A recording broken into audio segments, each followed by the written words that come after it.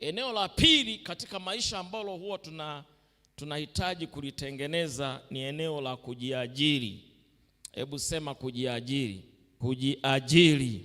Katika eneo hili la kujiajiri, kitu cha msingi kukijua ni kwamba kazi hii inakuhusu wewe. Unapofika kwenye eneo la kujiajiri, maana yake unaenda kwenye eneo ambalo kazi hiyo inakuhusu wewe. Ujue kabisa ukishaingia kwenye eneo la kujiajiri, maana yake hiyo kazi inakuhusu wewe.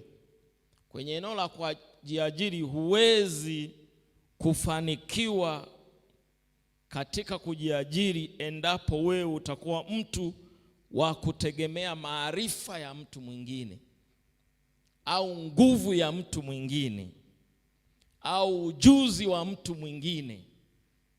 Huwezi kujiajiri au kuanzisha shughuli yoyote ya kimaendeleo ukao unategemea huyu kijana ndiye atakayenisaidia hii shughuli yangu kufanikiwa. Utakuwa unajidanganya sana. Maana kwenye swala la kujiajiri lazima kwenye akili yako ujue kwamba hii kazi inanihusu mimi. Usimtegemee mjomba, usimtegemee shangazi, usimtegemee mwalimu wako.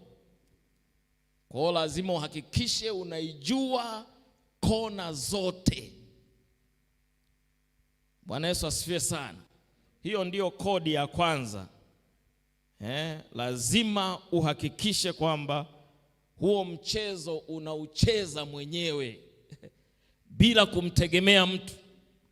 Kama hujui, jifunze, uliza, tafiti, si ndio?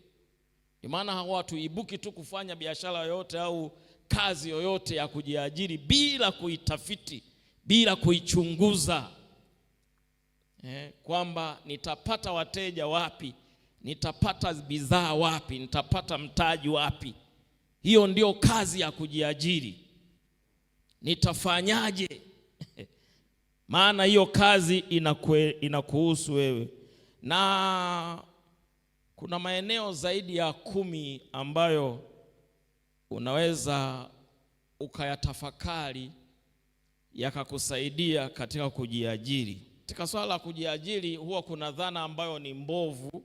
Watu huwa wanafikiri kwamba ili uweze kujiajiri ni lazima uwe na mtaji. Sio kweli.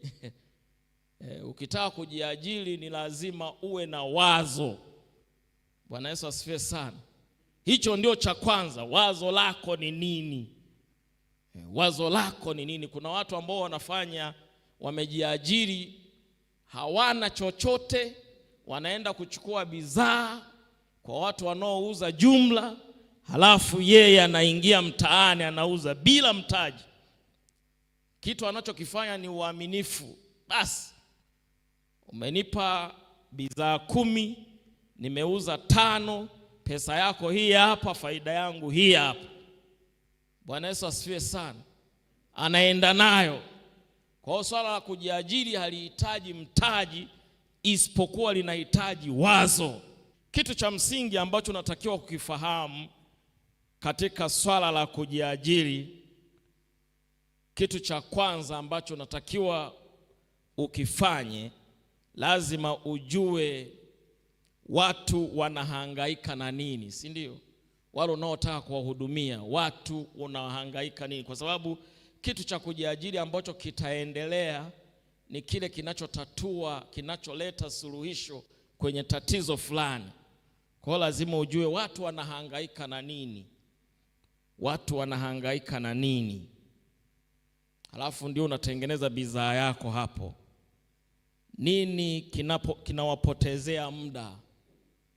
Nini kinawapotezea muda? Nini kinawagharimu fedha nyingi? Nini kinawagharimu fedha nyingi? Unawarahisishia. Unaweza kuwarahisishia vipi? Kwa hiyo ndio siri kubwa ya kujiajiri. Bwana Yesu asifiwe sana. Kwa hiyo usitafute mtaji, tafuta wazo. Hiyo ndio sehemu ya pili